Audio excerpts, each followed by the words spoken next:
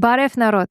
Сегодня мы погрузимся в очень интересную тему, а именно последствия первого раздела Армении.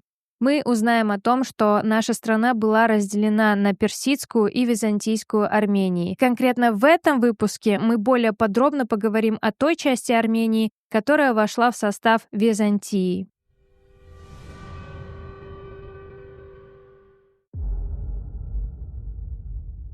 В прошлых выпусках мы уже говорили о первом разделе Армении между Римом и Сасанидским Ираном. И в результате этого раздела окраинные области Армении были поделены между Ираном и Римом. То есть эти окраинные области были присоединены к составу Рима и Ирана. Таким образом, закончилось многолетнее соперничество за овладевание Арменией между этими империями. Остальные территории Великой Армении, которая называлась Мичнашхар, то есть Срединную страну, в 387 году обе державы поделили также между собой, однако поделили на две неравные части. Таким образом, западные области, составляющие 1/5 часть армянских земель, перешли под власть Римской империи, а остальные области, составляющие 4/5 армянских владений, под власть Ирана. И хотя после раздела верховная власть сразу же перешла к иранскому шаху и римскому императору, автономия и царская власть в Армении не была сразу устранена. В этот период в Армении одновременно правили два царя из рода Аршакидов. Аршак III правил в римской части,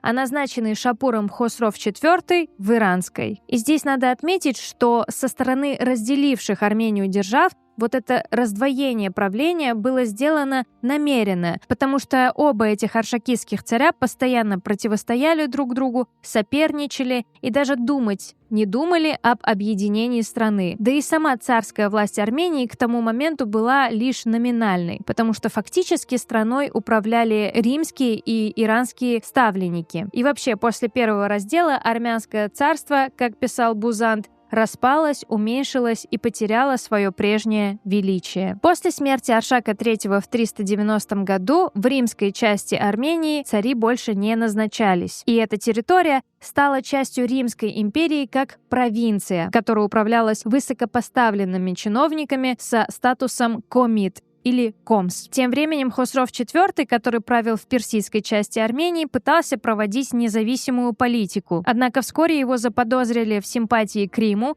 и поэтому по приказу царя Шапура Хосров IV был арестован и отправлен в Иран. И на место Хосрова назначили его родного брата, Врамшапуха Аршакида. Врамшапух правил в течение 26 лет, и период его правления протекал достаточно мирно, потому что и Рим, и Иран полагали, что вопрос с Арменией уже решен. Сам же Врамшапух не стремился к активной политике против феодалов или нахараров, а стремился просто быть посредником между ними и сасанидским Ираном. И именно в его правлении, когда Армения была под угрозой потери независимости и вообще этнокультурной идентичности, был создан армянский алфавит. И это, несомненно, сыграло огромную роль в сохранении национальной культуры и этнической идентичности армян. С того времени письменность начала активно распространяться, что стало настоящим спасением для народа. Несомненно, что армянский алфавит был создан из-за опасений ассимиляции разделенного народа и стремления защитить армян от языческого Ирана. После смерти Врамшапуха и из-за малолетства его родного сына Арташеса, персидский царь Ездигерт I по просьбе армянских нахараров восстанавливает на престоле ранее изгнанного Хосрова IV. Но после возвращения Хосров IV правил всего 8 месяцев, после чего скончался. В результате этого Ездигерт назначает царем Армении своего родного сына Шапура. Но армянская знать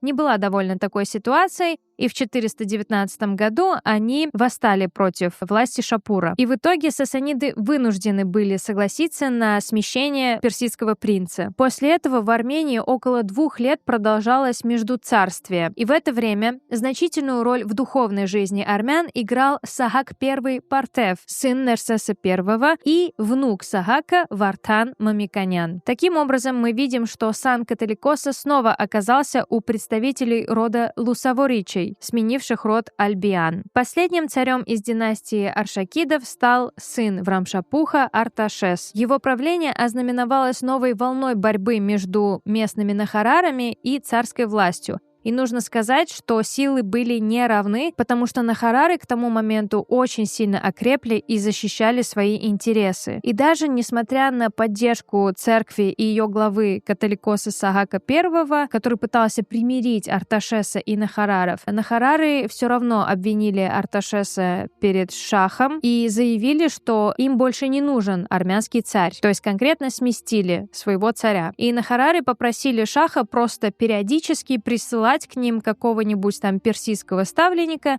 чтобы этот персидский ставленник ими управлял. Поэтому больше не в состоянии противостоять нахарарам, в 428 году династия Аршакидов окончательно пала. И вследствие этого царство Великая Армения, которое просуществовало более 600 лет, было упразднено. Армения на долгие годы потеряла свою независимость. Она была превращена в провинцию, персидскую провинцию, иначе марспанством. Этой провинцией управлял назначенный шахом Марспан, наместник, который совмещал гражданскую власть и военную власть. До середины V века резиденцией Марспана оставался Арташат, а после — Двин. В так называемое кормление персидскому Марспану был отдан бывший царский Айрарат. Кстати, на этой территории мелкие землевладельцы, которым достались территории от прежней правящей династии, образовали особый слой мелкой знати, который назывался Востаник. Земли, которые находились вне Востана Айрарат, были поделены между нахарарами, а все остальные богатства Востана армянских аршакидов, которые остались в пределах Персидской Армении, были объявлены собственностью шаха. На Южном Кавказе сасаниды учредили еще 2 марспанства. Это Иверию и Албанию. В состав албанского марспанства они включили Албанское царство со столицей в Кабалаке, которому в 428 году присоединили отторгнутые от Великой Армении 2 области на правобережье Куры, области Утик и Арцах, а также присоединили восточную часть античной Кавказской Албании до Дербентского прохода. Новая административная единица, иначе марспанство, сохранила свое название – Албания.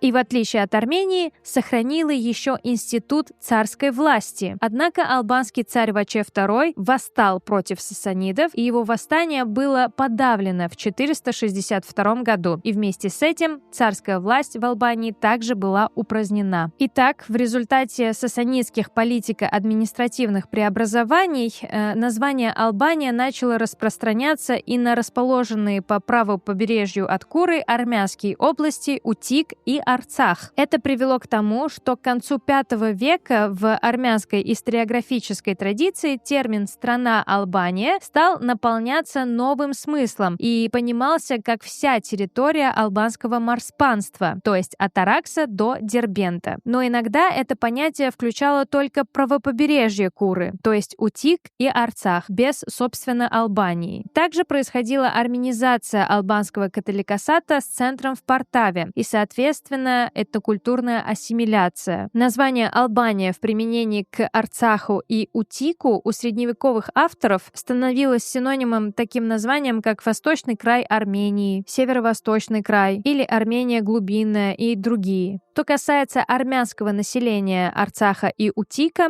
то оно продолжало сохранять свой национальный облик на протяжении веков и продолжало развивать свою армянскую культуру. Это население называло себя Хай, то есть армянами, или агванеци, то есть проживающий в Агванке. И иногда даже использовался термин «армянородные агваны». Теперь поговорим о византийской Армении. Вообще, судьба западных земель Армении сложилась совсем иначе и не так, как сложилась судьба персидской Армении. Поэтому и мы рассматриваем их в 2 разных выпусках. Но перед тем, как перейти непосредственно к византийской Армении, мне нужно кое-что уточнить. Дело в том, что термин «Византия» был введен в оборот только в эпоху Возрождения. И сами византийцы, когда жили свою жизнь, понятия не имели, что они византийцы, потому что называли они себя ромеями. то есть римлянами, и считали, что они живут в Римской империи. Как я уже сказала, понятие Византии было внесено гораздо позже, поэтому, когда мы говорим «византийская» или «римская Армения», это на самом деле одно и то же. Так вот, земли Западной Армении в разное время попадали под власть Византийской империи, и их устройство было далеко не одинаковым. Например, Малая Армения. Она вошла в состав Римской империи еще в 72 году как часть Каппадокии, а к концу III века она выделилась в самостоятельную провинцию. А вот во второй половине IV века при императоре Феодосии I Великом Малая Армения была разделена на две части: Армению I с центром в Севастии и Армению II с центром в Милитене. Обе эти провинции стали частью Понтийского диацеза, административного округа в составе префектуры Востока. Что действительно интересно, это то, что административное и военное устройство в этих землях было точно таким же, как и в Византийской империи. То есть гражданскую власть держали президы, которые подчинялись викарию, главе Понтийского диацеза. А с точки зрения армии, эти две земли вместе с соседним Понтом подчинялись главному военному командиру, дуку Армении. А над этим дуком стоял еще более могущественный начальник, магистр Востока, который руководил всей восточной частью империи. Из-за того, что эти земли долгое время были в составе Римской империи, происходило так, что местные армяне теряли часть своей национальной культуры. Но историк Адонс писал, что хотя Малая Армения и рано вышла из состава Армении, нельзя просто так взять и вычеркнуть ее из истории Армении, потому что там всегда жили армяне. Кроме того, этнические границы в Малой Армении со временем тоже стирались из-за постоянного общения с соседями. Ведь сами римляне делили свои земли не по национальному признаку, а по административному устройству. Поэтому Малая Армения являлась скорее административным районом, чем просто армянским регионом.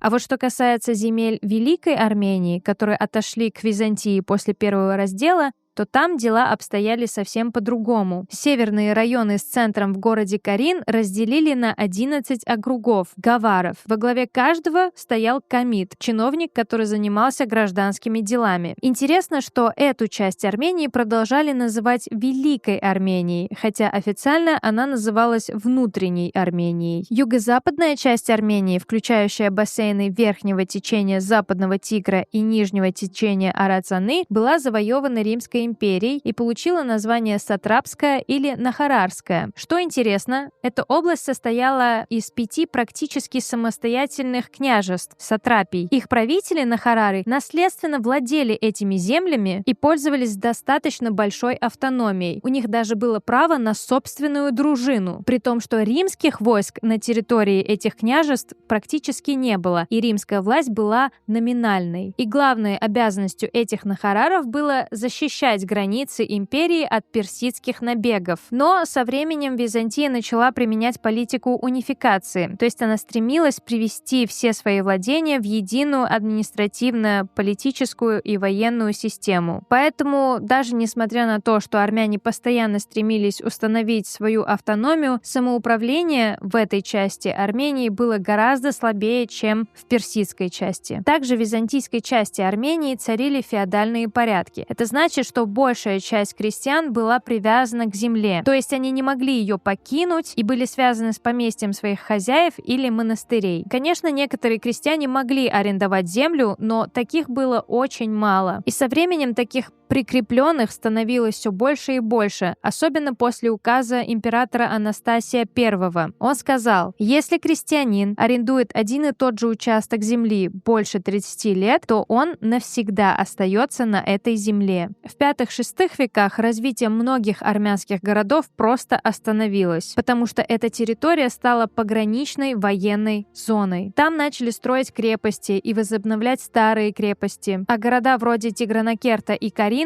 превратились в военные базы. То есть эти города потеряли свое значение как центры торговли и ремесел. Но были и города, которые продолжали жить своей жизнью и развиваться. Например, Амид и Милитена. Они все еще торговали с Западом Западом и Востоком. Но когда к власти пришел Юстиниан I, ситуация в корне изменилась. Он хотел сделать империю сильнее, сделать ее единым целым, и для этого он решил уравнять всех подданных по законам. И в отношении армян это означало одно – то, что нужно было убрать их внутреннюю самостоятельность, отменить особые права местных князей и сделать Армению обычной провинцией Византии. Итак, армянские земли постепенно теряли свою самостоятельность и становились частью большой империи с едиными правилами. Когда Юстиниан начал воплощать свой план, он в 529 году издал указ новеллу, которая объединила все армянские земли в один большой военный округ. И во главе этого военного округа поставили военного магистра с центром в Феодосиополе. Ну и это означало конец власти дука в Малой Армении и лишение самостоятельности нахараров управлять своими владениями. Кроме того,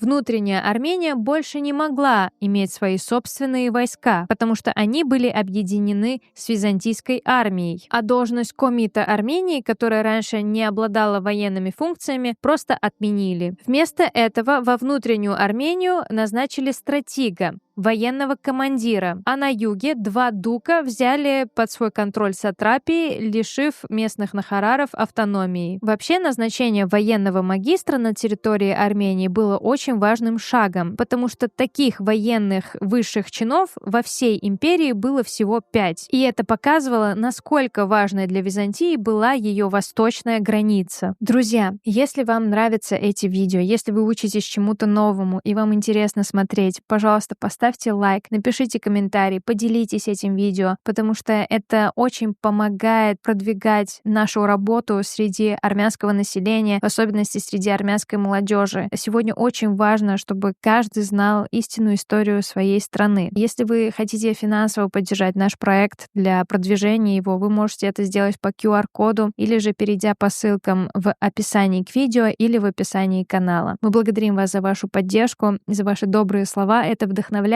нас делать еще больше, делать еще лучше и стараться для нашего народа. Сразу после военной реформы последовала гражданская реформа. Ее цель была ясна – сломать особый политический строй Армении и романизировать ее, то есть сделать частью Римской империи по всем правилам. Юстиниан точно хотел, чтобы все армяне жили по римским законам и вообще ничем не отличались от других римлян или от других римских провинций. И поэтому в 536 году Юстиниан издал новую новеллу. Теперь Западная Армения полностью теряла свою самостоятельность и вообще ничем не отличалась от других провинций империи. И для удобства территорию поделили на 4 части, каждая из которых сохранила название Армения. Армения первая, северная часть с центром в Феодосиополе. Армения вторая, остальная часть бывшей первой Армении с центром в Севастии. Армения третья, бывшая вторая Армения с центром в Милитене. Армения четвертая, южная сатрапская часть с центром в Мартирополе. Во всех этих частях административное устройство привели к общим для империи законам и нормам. И вдобавок Юстиниан I нанес еще один серьезный удар по армянским нахарарам. Он издал еще 2 важные новеллы. Первая о порядке наследования у армян, и второе о том, чтобы и армяне во всем следовали римским законам. Объясню простыми словами. Раньше земля нахараров передавалась в наследство только по мужской линии. Но теперь и женщины имели право наследовать имущество. Это привело к тому, что большие и крепкие владения начали дробиться на маленькие части. И это очень сильно ударило по экономической мощи нахарарского класса и вообще подорвало общественный строй, на котором держалась армянская национальная жизнь. Еще одна проблема. Армянские войска стали отправлять далеко от родных земель, а именно их отправляли во Фракию и на Балканы, чтобы сражаться с варварами. А еще очень часто Армения становилась полем битвы между враждующими Византией и Ираном. И это, конечно же, тоже вызывало недовольство у армян. Как следствие, в 548 году Армяне устроили заговор против Юстиниана. Его организовали Аршак и Артаван из царского рода Аршакуни. И, кстати, в ходе этих волнений был убит жесткий правитель Первой Армении, проконсул Акакий. Хотя Акакий был армянином по происхождению, историк Адонс писал, что он был очень далек от интересов своей родины. Погиб также военный магистр Востока Сита. Он тоже был армянином по происхождению, но также проявлял жестокость по отношению к своим землякам. Но это восстание было подавлено войсками Юстиниана, и после этого инцидента почти полвека нет никакого упоминания о военных восстаниях армян против Византии. Лишь в конце VI века началось новое освободительное военное движение, которое длилось почти 10 лет, но это уже совсем другая история. Друзья, спасибо, что досмотрели этот выпуск до конца. В следующем выпуске мы подробнее поговорим о персидской, марспанской части Армении. Поэтому подписывайтесь, чтобы не пропустить новые выпуски. Спасибо, что были с нами. Мнак Баров.